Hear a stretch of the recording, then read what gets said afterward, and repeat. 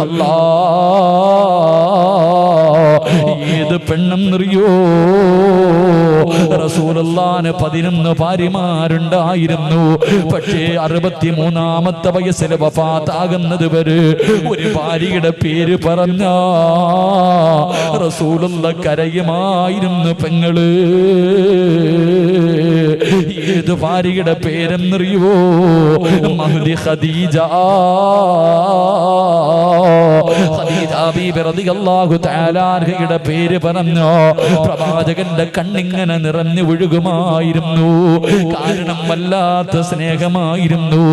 എന്തു പറഞ്ഞാലും ഖദീജ, എന്തു പറഞ്ഞാലും ഖദീജ തന്റെ മറ്റുള്ള ഭാര്യമാരോട് പറയുമായിരുന്നു, എന്റെ ഖദീജയെ പോലെയാകണം. എന്റെ ഖദീജ എങ്ങനെയായിരുന്നു? എപ്പോഴും ഖദീജാനെ കുറിച്ച് പറയുന്നത് കേട്ടപ്പോ മഹ്ദി ആയിഷ ബീബി റളിയല്ലാഹു തആല അൻഹയ്ക്ക് അവിടുന്ന് സഹിക്കാൻ കഴിഞ്ഞില്ല. അവിടുന്ന് ചോദിച്ചു, നബിയേ ഈ കിളവിയോട് ഇത്ര സ്നേഹം എന്തേ നബിയേ? തന്റെ ഭാര്യയെ കിളവി എന്ന് വിളിച്ചപ്പോ റസൂലുള്ളാഹിന്റെ കണ്ണ് നിറയുകയാ, പ്രവാചകൻ ഇരുന്ന് കരയുകയാ. അത്രയ്ക്കും സ്നേഹമായിരുന്നു ഉമ്മ. അതിന്റെ കാരണം എന്തെന്നറിയുവോ? അതിന്റെ കാരണം എന്തെന്നറിയുവോ?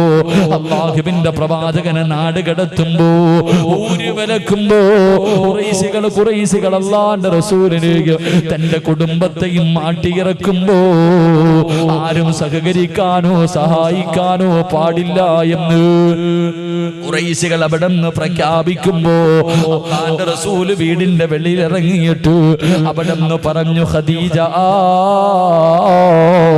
മക്കളെയും കൂട്ടി നീ നിന്റെ വീട്ടിലേക്ക് പോ ഖദീജ. അല്ലാഹുവിന്റെ റസൂല് പറഞ്ഞു, നീ നിന്റെ വീട്ടിലേക്ക് പോകാൻ. അതിന്റെ കാരണം എന്തെന്നറിയുവോ? ഖദീജ കോടീശ്വരിയായിരുന്നു.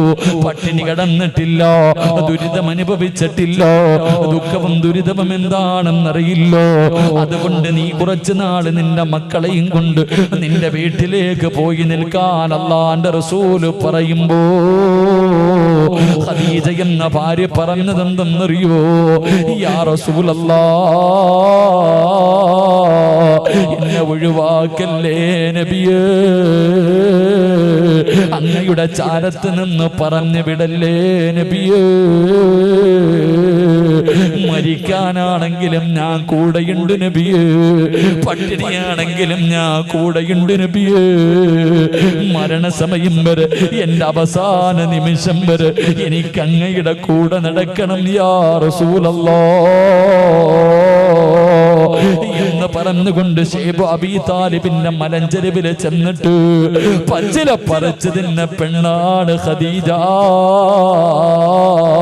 കീഴിക്കടക്കാൻ കൂരയില്ലാതെ കിട്ടിയതിന്റെ അകത്ത് കിടന്ന് ജീവിച്ചവളാണ് ഖദീജ. മക്കളെ പോറ്റിയവളാണ് ഖദീജ.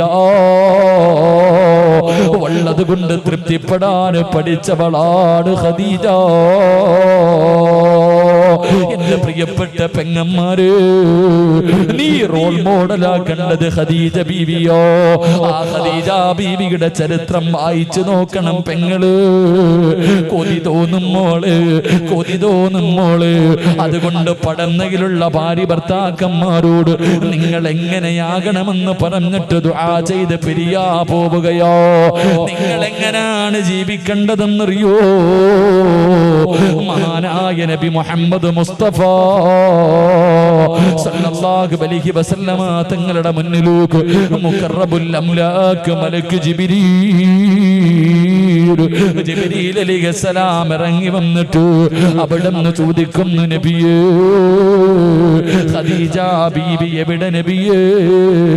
ഖദീജ ബീവി എവിടെ നബിയേ? എന്തേ ജിബ്രീൽ എന്റെ ഖദീജാനെ തിരയുന്നത് എന്താണ് യാ റസൂലല്ലാഹ്? ഖദീജ വരുമ്പോ ഒരു സന്തോഷ വാർത്ത പറയണം നബിയേ. എന്താണ് സന്തോഷ വാർത്തയെന്നറിയുമോ? യാ റസൂലല്ലാഹ്, ഖദീജയ്ക്ക് സ്വർഗ്ഗത്തിലൊരു മുത്തിന്റെ കൊട്ടാരമുണ്ട് നബിയേ. ഖദീജ ബീവി റളിയല്ലാഹു തആല അൻഹയ്ക്ക് സ്വർഗ്ഗത്തിൽ ആരും ശല്യം ചെയ്യാത്ത ഒരു ഭാഗത്ത് ഒരു മുത്തിന്റെ കൊട്ടാരം അല്ലാഹു കൊടുത്തിട്ടുണ്ട്. എന്തിനാണെന്നറിയുമോ? പടന്നയിലെ ഉമ്മമാരെ, ഖദീജ ബീവിക്ക് സ്വർഗ്ഗത്തിൽ ഒരു മുത്തിന്റെ കൊട്ടാരം കിട്ടാറുള്ള കാരണം എന്തെന്നറിയുമോ? അല്ലാഹ് 25 കൊല്ലം അല്ലാഹുവിന്റെ റസൂലിന്റെ ഭാര്യയായി ജീവിച്ചു. 25 വർഷം അള്ളാന്റെ റസൂല് വിവാഹം കഴിച്ചത് 25ാമത്തെ വയസ്സില്. തന്റെ ഭാര്യയുടെ വയസ്സ് 40 വയസ്സായിരുന്നു. 40 വയസ്സുള്ള ഖദീജ ബീവിയാണ് 25കാരനായി നബി മുഹമ്മദ് മുസ്തഫ സല്ലല്ലാഹു അലൈഹി വസല്ലമ തങ്ങളെ വിവാഹം കഴിച്ചത്. അവര് രണ്ടുപേരും ഒരുമിച്ച് ജീവിച്ചത് 25 കൊല്ലമാണ്. എന്തിനാ അല്ലാഹ് സ്വർഗ്ഗത്തിൽ ഒരു കൊട്ടാരം കൊടുത്തതെന്നറിയുമോ? അതും വെറും കൊട്ടാരമല്ല, സ്വർഗ്ഗത്തിന്റെ ഒരു ഭാഗത്ത് അല്ലാഹുവേ ഒരു മുത്ത് കൊണ്ടുണ്ടാക്കിയ ഒരു കൊട്ടാരം അല്ലാഹു കൊടുത്തു. എന്തിനാ? പടന്നയിലെ പെങ്ങളെ, ഭർത്താവിന്റെ മുന്നിൽ ശബ്ദമുയർത്താത്തതിനാ. 25 കൊല്ലം അല്ലാഹുവിന്റെ റസൂലിന്റെ കൂടെ ജീവിച്ചിട്ട് ഒരിക്കൽ പോലും പ്രവാചകന്റെ മുന്നിൽ ശബ്ദമുയർത്തി സംസാരിച്ചിട്ടില്ല മഹദി ഖദീജ. അതിന് അല്ലാഹു കൊടുത്ത പ്രതിഫലമാണെന്ന് നബി മുഹമ്മദ് മുസ്തഫ സല്ലല്ലാഹു അലൈഹി വസല്ലമ തങ്ങൾ പറഞ്ഞു തരുമ്പോ, എന്റെ പ്രിയപ്പെട്ടവരെ, 25 കൊല്ലം രണ്ടുപേരും ജീവിച്ചു. 65 വയസ്സായി.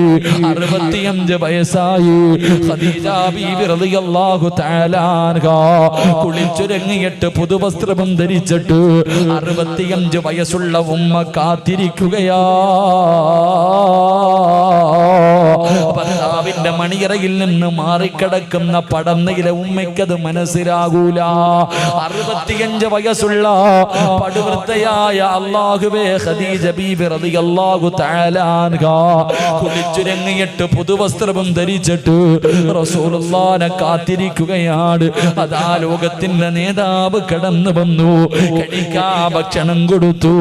എന്നിട്ട് അവസാനം പ്രവാചകന്റെ മടിത്തട്ടില് തലവെച്ച് കിടന്നിട്ട് ഖദീജ ബീബി റളിയല്ലാഹു തആല അൻഹാ അല്ലാഹുവിന്റെ റസൂലിന്റെ മുഖത്ത് നോക്കി ചിരിക്കുകയാ. എന്തേ ഖദീജ എന്നെ നോക്കിയിട്ട് ചിരിക്കുന്നത്? എന്തേ ഖദീജ? യാ റസൂലല്ലാഹ്, എന്തൊരു പ്രകാശമാണ് നബിയേ. അല്ലാഹുവിന്റെ റസൂല് ചോദിച്ച്, 25 കൊല്ലം കൊണ്ട് കാണുന്നതല്ലേ ഖദീജ? അവസാനം എന്റെ പ്രിയപ്പെട്ട പടന്നയിലെ ഉമ്മ ഖദീജ ബീബി റളിയല്ലാഹു തആല അൻഹാ അല്ലാഹുവിന്റെ റസൂലിന്റെ കയ്യിൽ പിടിച്ചിട്ട്, നബിയേ, 25 കൊല്ലമായി ഞാൻ അങ്ങയുടെ കൂടെ ജീവിക്കുന്നുണ്ട്. അങ്ങയുടെ മനസ്സിന് വേദനയുണ്ടാക്കുന്ന എന്തെങ്കിലും ഈ 25 വർഷത്തിന്റെ ഇടയിൽ എന്റെ നാവിൽ നിന്ന് വന്നു പോയിട്ടുണ്ടെങ്കിൽ എനിക്കൊന്ന് പൊരുത്തപ്പെട്ട് തരണേ യാ റസൂലല്ലാഹ്. എനിക്ക് പോകാ സമയമായി നബിയേ. അല്ലാഹുവിന്റെ പ്രവാചകന്റെ കയ്യിൽ പിടിച്ചിട്ട് ഖദീജ ബീബി റളിയല്ലാഹു തആല അൻഹാ അവിടുന്ന് പൊരുത്തം ചോദിക്കുമ്പോ റസൂലുള്ളാഹ് കരയുകയാ. കൊച്ചുകുട്ടികൾ കരയുന്നത് പോലെ റസൂലുള്ളാഹ് തേങ്ങി തേങ്ങി കരയുകയാണ്. ഖദീജ പോവുകയാണോ? എന്നെ ഒറ്റയ്ക്കാക്കിയിട്ട് പോവുകയാണോ? എന്നോട് പൊരുത്തം ചോദിക്കല്ലേ ഖദീജ. പറയാനൊരു കുറ്റമില്ല, പറയാനൊരു ന്യൂനതയില്ല. അല്ലാഹുവിന്റെ പ്രവാചകൻ അവിടെന്ന് പറയുകയോ, ഈ 25 വർഷത്തിന്റെ ഇടയിലോ നിന്നെ കുറിച്ച് നല്ലതല്ലാതെ ഒന്ന് ഒന്നും പറയാനില്ല ഖദീജ. പറഞ്ഞു തീരേണ്ട താമസമുണ്ടല്ലോ. ഖദീജ ബീബി റളിയല്ലാഹു തആല അൻഹ ചാടി എഴുന്നേറ്റിട്ട് അല്ലാഹുവിന്റെ പ്രവാചകനെ കെട്ടിപ്പിടിക്കുകയാ. അവിടുന്ന് ചുടുചുംബനം കൊടുക്കുകയാണ്. എന്നിട്ട് പ്രവാചകന്റെ ചെവിയിൽ ചോദിച്ചു, നബിയേ, എന്റെ ഭർത്താവാണല്ലോ, ഞാൻ പോവുകയാണ് നബിയേ. എനിക്കൊരു 3 ആഗ്രഹമുണ്ട്, സാധിച്ചു തരുമോ യാ റസൂലല്ലാഹ്? അല്ലാഹുവിന്റെ റസൂല് അവിടുന്ന് ചോദിച്ചു, ഖദീജ, നിന്റെ ആഗ്രഹം എന്താണ് ഖദീജ? നിന്റെ ആഗ്രഹം എന്താണ് ഖദീജ? യാ റസൂലല്ലാഹ്, ഞാൻ മരിച്ചാ എന്റെ മയ്യത്ത് നിങ്ങൾ കുളിപ്പിക്കണം നബിയേ. ഒരു ഭാര്യയുടെ അഭിലാഷമോ, ഒരു ഭാര്യ തന്റെ ഭർത്താവിനോട് വസിയത്ത് ചെയ്യുകയാ, ഞാൻ മരിച്ചാ നിങ്ങൾ വേണം എന്റെ മയ്യത്ത് കുളിപ്പിക്കാൻ. 2, യാ റസൂലല്ലാഹ്, എന്റെ മയ്യത്ത് പൊതിയേണ്ടത് നിങ്ങളാണ്. ആ മയ്യത്ത് പൊതിയുന്ന സമയത്ത് അങ്ങ് ധരിക്കുന്ന പുതപ്പുണ്ടല്ലോ, അങ്ങ് പുതയ്ക്കുന്ന പുതപ്പുണ്ടല്ലോ, എന്റെ കഫൻ തുണിക്കകത്ത് വെക്കണേ നബിയേ. 3ാമത്തെ അഭിലാഷം എന്തെന്നറിയോ? 6 അടി മണ്ണിന്റെ അകത്തേക്ക് എന്നെ ഇറക്കി വെക്കേണ്ടത് നിങ്ങളുടെ കൈ കൊണ്ടാണ്. യാ റസൂലല്ലാഹ്, അങ്ങയുടെ കൈ കൊണ്ട് വേണം എന്റെ ജനാസ ഇറക്കി വെക്കാ. പെങ്ങളെ, ലോകത്തോട് ഖദീജ യാത്ര പറഞ്ഞു. മയ്യത്ത് കുളിപ്പിച്ചത് അല്ലാഹുവിന്റെ പ്രവാചകനോ, അവിടുത്തെ ജനാസ കുളിപ്പിച്ചത് അല്ലാഹുവിന്റെ പ്രവാചകനോ. കഫൻ പുതിയ സമയമായപ്പോ എപ്പോഴും ധരിക്കുന്ന പുതപ്പെടുത്തിട്ട് ചുംബനം കൊടുത്തിട്ട് ഖദീജ ബീവിയെ കഫൻ പൊതിയുകയോ. അവസാനം നമസ്കാരം കഴിഞ്ഞു. 6 അടി മണ്ണിന്റെ അകത്ത് ജനാസ ഇറക്കി വെക്കുമ്പോ തന്റെ ഭാര്യയുടെ ജനാസ കൈകൊണ്ട് വാങ്ങി ഖബറിന്റെ അകത്ത് ഇറക്കി വെച്ചിട്ട് അല്ലാഹുവിന്റെ റസൂല് കരയുകയാ. കണ്ണിലൂടെ കണ്ണുനീരിങ്ങനെ ഒഴുകുകയാണ്. അതാ ഖദീജ ബീബി റളിയല്ലാഹു തആല അൻഹയുടെ ഖബറിന്റെ അകത്തിരുന്നിട്ട് പ്രവാചകനെ കരഞ്ഞു എന്ന് ചരിത്രം പറയുമ്പോ, പടന്നയിലെ ഉമ്മമാരെ, നീ ഖദീജയെ പോലെ ആകണോ, നീ ഖദീജയെ പോലെ ആകണോ, നീ റഹ്മത്ത് ബീവിയെ പോലെ ആകണോ. എന്റെ പ്രിയപ്പെട്ട സഹോദരാ, ഓരോ രാത്രി കിടക്കുമ്പോഴും നിന്റെ ഭാര്യയോട് പൊരുത്തം ചോദിക്കാതെ കിടക്കല്ലേ. കാരണം ഇന്നലെ കണ്ടവനെ ഇന്ന് കാണാത്ത ദുനിയാവാ. അതുകൊണ്ട് പെങ്ങളോ, കുടുംബജീവിതത്തിലെ സമാധാനം വേണോ, സന്തോഷം വേണോ, ആനന്ദമുള്ള ഒരു ജീവിതം വേണോ, പരസ്പരം മനസ്സിലാക്കി അല്ലാഹുവിന്റെ സ്വർഗത്തിന് വേണ്ടി ജീവിക്കു പെങ്ങള്. അല്ലാഹു അതിനുള്ള ഭാഗ്യം നൽകുമാറാകട്ടെ. അല്ലാഹു അതിനുള്ള ഭാഗ്യം നൽകി അനുഗ്രഹിക്കുമാറാകട്ടെ. അതുകൊണ്ട് എൻ്റെ പ്രിയമുള്ള സഹോദരങ്ങൾ, എല്ലാവരും എഴുന്നേക്ക്. 11 മണി കഴിഞ്ഞു. ബാ, ബിസ്മില്ലാ. ഇനി ഒരൊറ്റ 3 ആയത്ത് പഠിക്കാം, ദുആ ചെയ്ത് പിരിയാം. എഴുന്നേറ്റ് വാ, എല്ലാവരും മുന്നിലേക്ക് വരണം ഇൻഷാ അല്ലാഹ്. ഓടേണ്ടവർ ഓടിക്കോ, വരേണ്ടവർ വന്നു. ഇങ്ങോട്ട് വാ, ഒന്നീ മുന്നോട്ട് വന്ന് നിൽക്കുക, അല്ലെങ്കിൽ പൊക്കോളി ഇൻഷാ അല്ലാഹ്. പെട്ടെന്ന് വാ, അൽഹംദുലില്ലാ. വാ, ഇങ്ങോട്ട് വാ, എനിക്ക് കാണാനാ. നാളെ പടന്ന പള്ളിയുടെ ഖബർസ്ഥാനിലായിരിക്കും, ചിലപ്പോൾ കാണാൻ പറ്റൂല. വാ ഇൻഷാ അല്ലാഹ്. എല്ലാവരും എഴുന്നേറ്റ് വാ ഇൻഷാ അല്ലാഹ്. പെണ്ണുങ്ങളൊക്കെ എഴുന്നേക്ക്. വരി ഇൻഷാ അല്ലാഹ്. പുറത്ത് നിൽക്കുന്നവർ ഒന്നുകിൽ കയറി നിൽക്കുക, അല്ലെങ്കിൽ മാറി നിൽക്കുക, അല്ലെങ്കിൽ വീട്ടിൽ പോകുക. രണ്ടാലൊന്നും. ഒന്നീ മതിലിൻ്റെ അകത്ത് കയറി സ്വർഗത്തിൽ നിൽക്കുക, അല്ലെങ്കിൽ അവിടെ നിന്ന് മാറി നിൽക്കുക. രണ്ടാലൊന്ന് ചെയ്യും. അള്ളാഹു ബർക്കത്ത് ചെയ്യുമാറാകട്ടെ. ബാ ബാ ഇൻഷാ അല്ലാഹ്. ഇത്തിരി പ്രാണിയുണ്ട്, കുഴപ്പമില്ല കേട്ടോ. പ്രാണിയുണ്ട്, കബറിൻ്റെ അകത്ത് തന്നെ കാലുണ്ട്. അള്ളാഹു കാത്തുരക്ഷിക്കുമാറാകട്ടെ. ഇട്ടിങ്ങോട്ട് വാ ഇൻഷാ അല്ലാഹ്. എല്ലാവരും ഒന്ന് കാണാനാ, മുഖം കാണാനാ ഇൻഷാ അല്ലാഹ്. അൽഹംദുലില്ലാ. 3 സ്വലാത്ത്. സ്വല്ലല്ലാഹു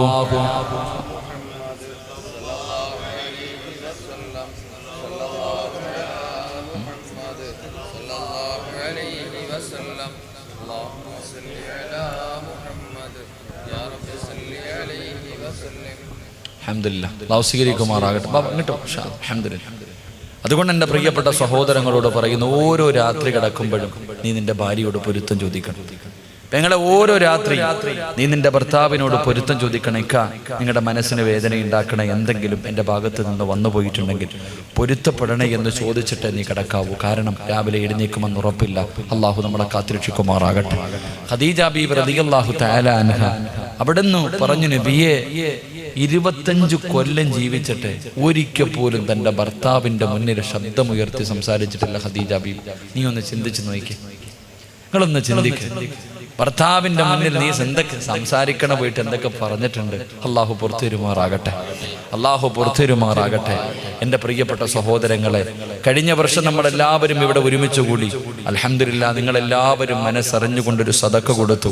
ഒരു പാവപ്പെട്ട കുടുംബത്തിന് സാധാരണ വഅദിനാ നടത്തുന്നത്, പക്ഷേ വഅദൊന്ന് പിന്തിക്കേണ്ടി വന്നപ്പോൾ ഉസ്താദെ 6 ലക്ഷം രൂപ കടം വന്നാലും കുഴപ്പമില്ല എന്ന് പറഞ്ഞിട്ട് വലത് കൈ കൊണ്ട് കൊടുത്തത് ഇടത് കൈ അറിയാതെ ഈ ഹിദായത്തിൻ്റെ മക്കള് ഒരു പാവപ്പെട്ട കുടുംബത്തിന് മനോഹരമായി വിടും. അത് കണ്ടവരൊക്കെ പറഞ്ഞു മനോഹരം, അത് കണ്ടവരൊക്കെ പറഞ്ഞു എനിക്കും കാണണമെന്ന് ആഗ്രഹം ഉണ്ടായിരുന്നു, പക്ഷെ പറ്റിയില്ല. അള്ളാഹു സുബ്ഹാനഹു വ തആല നമ്മുടെ സ്വർഗം, നമ്മുടെ ഖബർ അള്ളാഹു മനോഹരമാക്കി തരുമാറാകട്ടെ. 6 ലക്ഷം രൂപ കടമുണ്ട്. ഇത് നിങ്ങൾ കൊടുത്താലും കൊടുത്തില്ലെങ്കിലും അവരുടെ കയ്യിൽ നിന്നെങ്കിലും കൊടുത്തിട്ട് അത് വീടും. എൻ്റെ പ്രിയപ്പെട്ടവരെ, മനോഹരമായ ഒരു വീട് സമ്മാനിച്ചു. അൽഹംദുലില്ലാ, 6 ലക്ഷം രൂപ കടത്തിൽ നിൽക്കുമ്പോഴും ഹിദായത്തിന്റെ മക്കൾ നിങ്ങളുടെ മുന്നിലേക്ക് അവരുടെ ഉമ്മയ്ക്കോ അവരുടെ വാപ്പയ്ക്കോ അവരുടെ ഭാര്യമാർക്കോ കൂടപ്പുറപ്പുകൾക്കോ വേണ്ടിയല്ല, കഷ്ടപ്പെട്ട ഈ നാട്ടിലെ ഒരു പാവത്തിനൊരു കൂര വെച്ച് കൊടുത്തതിൻ്റെ കടം വീട്ടാൻ ഉസ്താദെ എന്തെങ്കിലും കിട്ടുമെങ്കിലും ഒന്ന് വാങ്ങിത്തരുക എന്നവർ പറഞ്ഞിട്ടുണ്ട്. നിർബന്ധിത പിരിവിനും അവർ നിർബന്ധിച്ചിട്ടില്ല. എൻ്റെ പ്രിയപ്പെട്ടവരോട് ഞാനൊരു സദക്ക ചോദിക്കുകയാണ്. തരുന്നവർക്ക് തരാം, തരാതിരിക്കുന്നവർക്ക് തരാതിരിക്കാം. പെങ്ങളെ, നിന്റെ ശരീരത്ത് കിടക്കുന്ന ഒരു സ്വർണം നീ ഊരികെട്ടി പാവപ്പെട്ട പെണ്ണിന് വെച്ചു കൊടുത്ത വീടിന്റെ കടം വീട്ടി കൊടുത്ത അള്ളാഹു നിനക്ക് തരുന്ന പ്രതിഫലം ഞാൻ പറഞ്ഞു തരാം. നിനക്ക് ഞാൻ അള്ളാഹു തരുന്ന പ്രതിഫലം പറഞ്ഞു തരാം. അള്ളാഹു ഈമാൻ തരുമാറാകട്ടെ.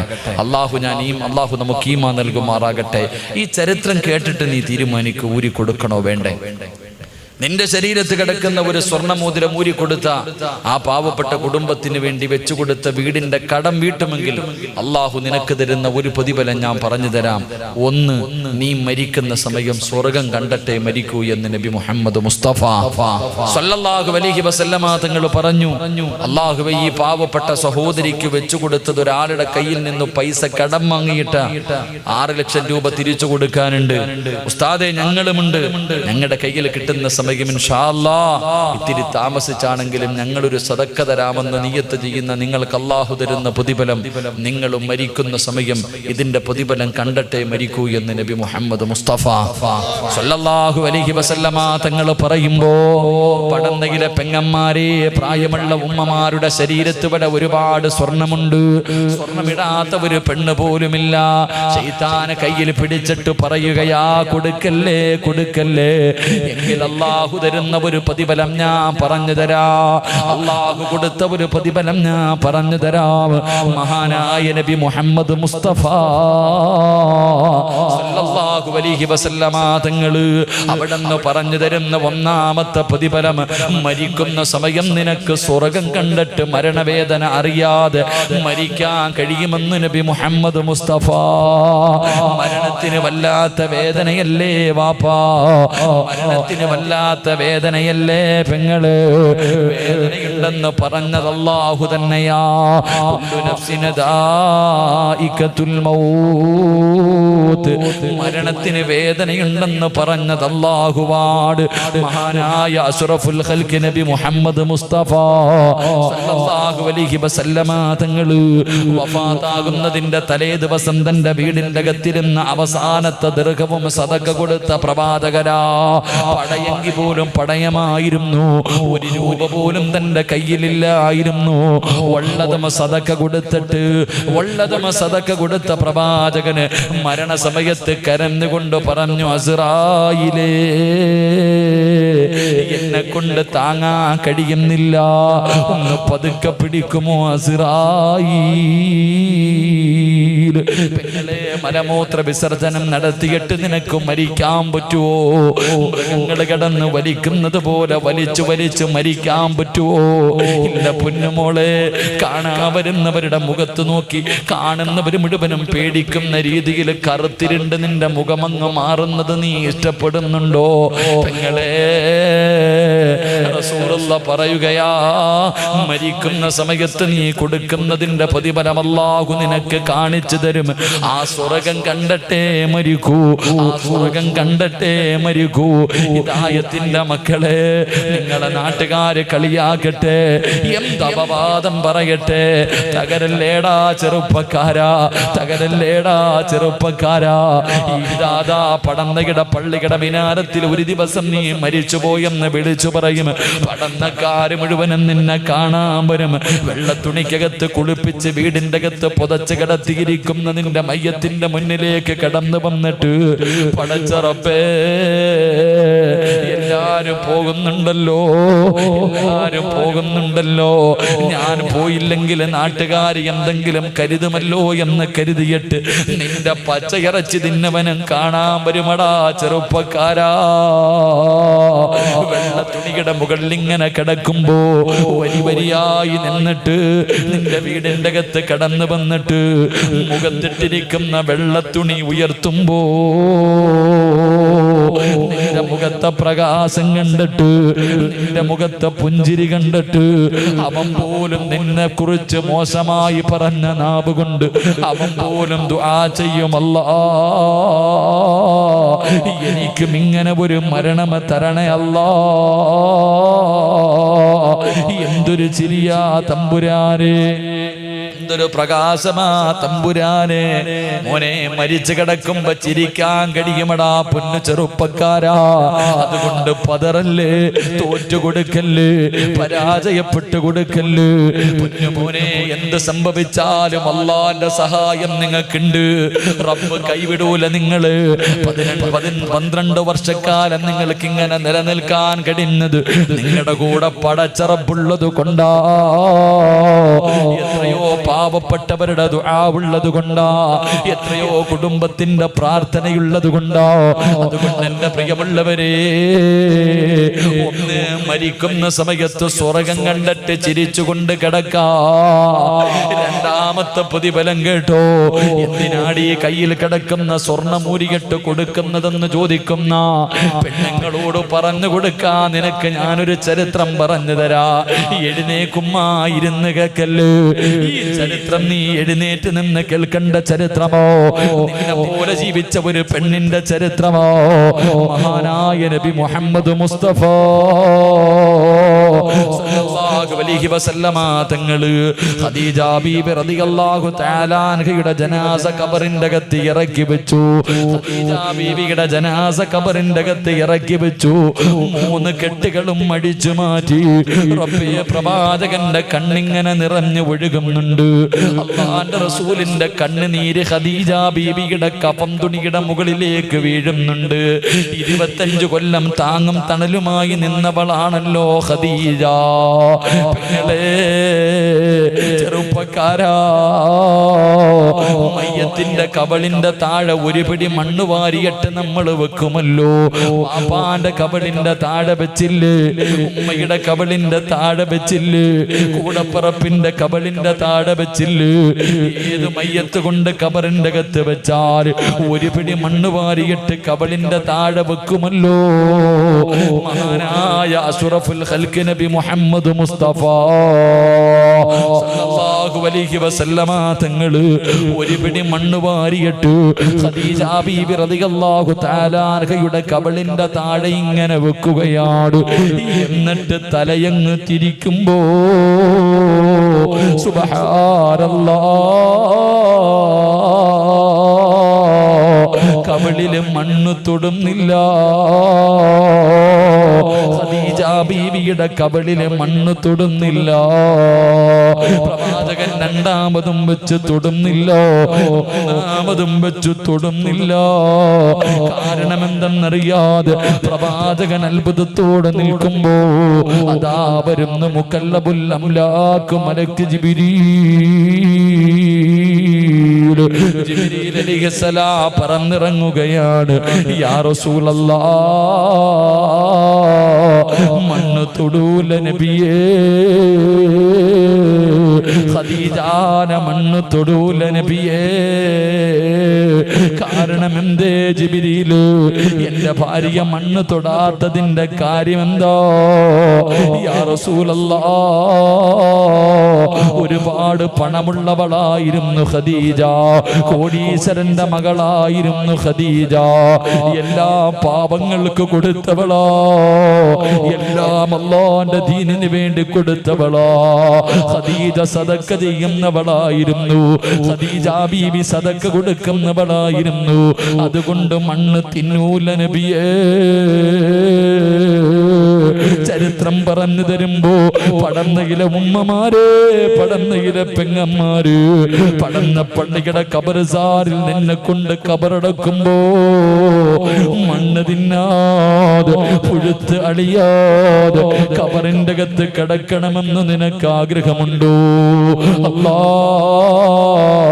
ഖദീജ ബീബി കടന്നതുപോലെ കബറിന്റെ അകത്ത് കിടക്കടോ? മനസ്സറിഞ്ഞുകൊണ്ടൊരു പാവപ്പെട്ട കുടുംബത്തിന് വേണ്ടിയാ, അവര് കിടക്കുന്ന വീടിന്റെ കടമൊന്ന് വീട്ടുന്നതിന് വേണ്ടിയോ അല്ലാ ആരോടും പറഞ്ഞു വെച്ചിട്ടില്ല തമ്പുരാര്.